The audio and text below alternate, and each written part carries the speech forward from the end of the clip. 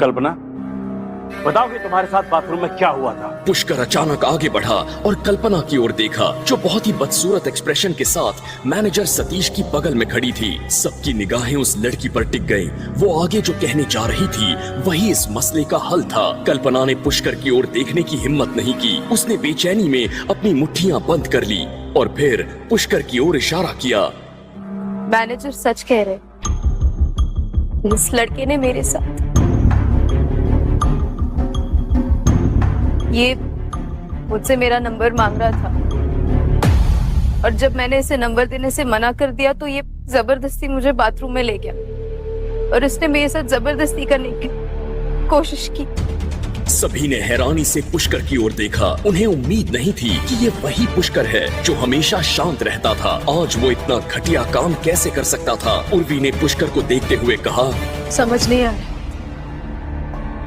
क्या तुम वही पुष्कर हो? क्यों क्या तुमने ये सब?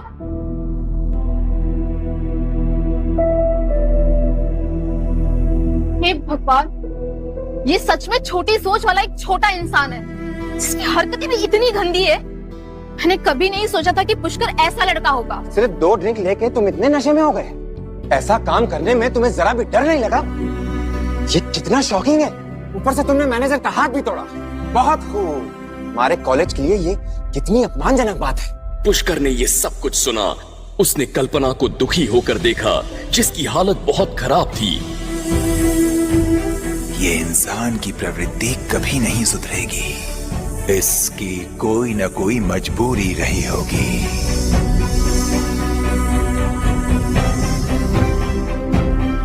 मैंने तुम्हें खतरे से बचाया, तुम्हें तुम्हारे उस घटिया मैनेजर सतीश से बचाया। अगर तुम मुझे थैंक्स नहीं बोल सकती थी तो कम से कम तुम्हें मुझ पे ये दोष नहीं लगाना चाहिए था।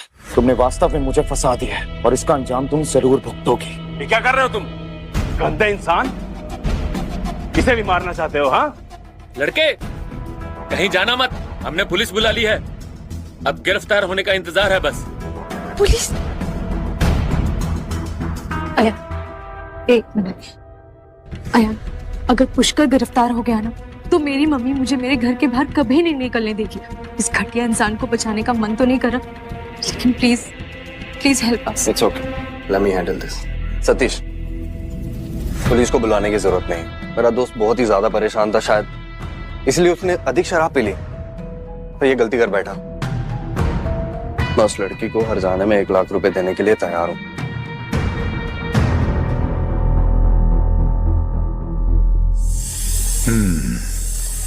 ये भला इंसान लग रहा है।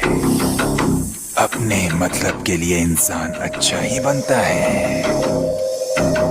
कल्पना का पूरा शरीर कांपने लगा। उसके लिए 1 लाख रुपए बहुत ज्यादा थे। उसे पता था कि उसने झूठ बोला है, इसलिए उसने और बहस जारी रखने की हिम्मत नहीं की। पैसे नहीं चाहिए मुझे, पैसे बहुत है मेरे पास।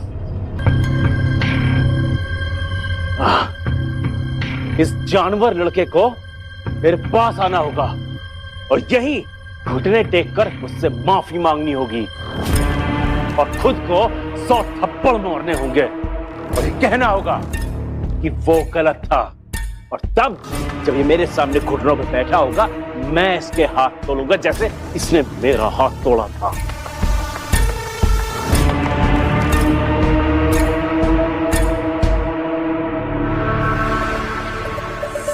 अहम इंसान की बुद्धि भ्रष्ट कर ही देता है। ऐसा क्यों होता है? वो जानता है कि अगर वो अपना खूंखार और गंदा रूप नहीं दिखाएगा तो सभी यही सोचेंगे कि उसे धमकाना और पीटना बड़ा ही आसान है।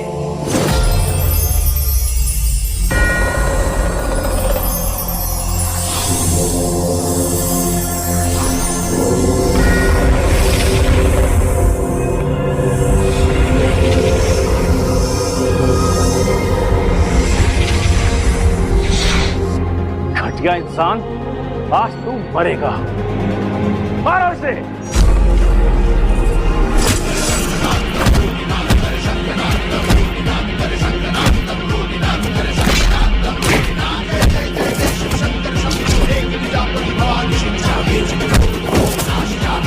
ये सब देख रहे कई बड़े लोग आगे बढ़े